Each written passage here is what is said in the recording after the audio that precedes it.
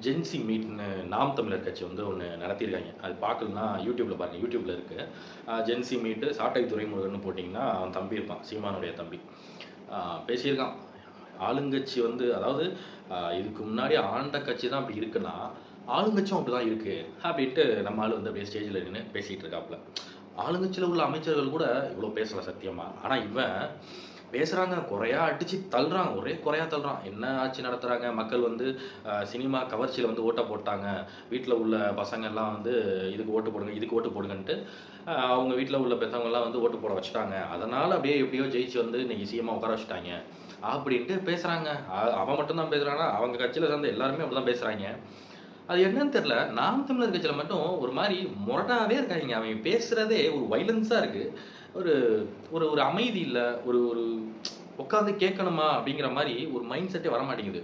கோவம் தான் வருது இவங்க பேசினா. அந்த மாரி பேசியிருக்கான் அவன் டிவிகே பத்தி. சினிமாவ தவிர்த்து அரசியலே இவருக்கு வந்து தெரியாது. இவர போய் சிஎம்மா உட்கார வச்சிருக்காங்க அப்படிங்கிற மாரி தான் வந்து மேடையில உட்காந்து பேசியிருக்கான். ஆனா, கீழ உள்ள இந்த ஜென்ஸி வந்து எல்லாருமே வந்து கேள்வி எல்லாமே சரமாரியா கேட்டாய்ங்க.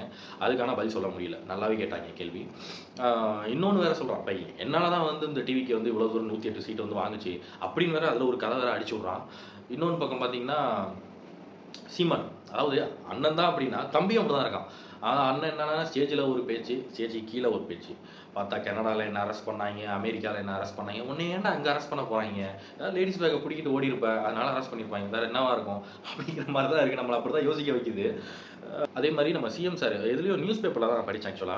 நம்ம முதலமைச்சர் விஜய் சார் வந்து என்ன பண்ணியிருக்காருன்னா, நம்ம அரசு மாணவர்களுக்கு வந்து அரசு பள்ளி மாணவர்களுக்கு வாரத்துல ஒரு நாள் பிரியாணி போடுற மாரி திட்டம் வந்து பண்ணியிருக்காரு. ஸோ இது ஒரு ரொம்ப ஒரு நல்ல ஒரு விஷயம். ஏன்னா கஷ்டப்படுற ஃபேமிலிஸ்லாம் வந்து கவர்மெண்ட் ஸ்கூல்ல தான் இருப்பாங்க இல்லையா?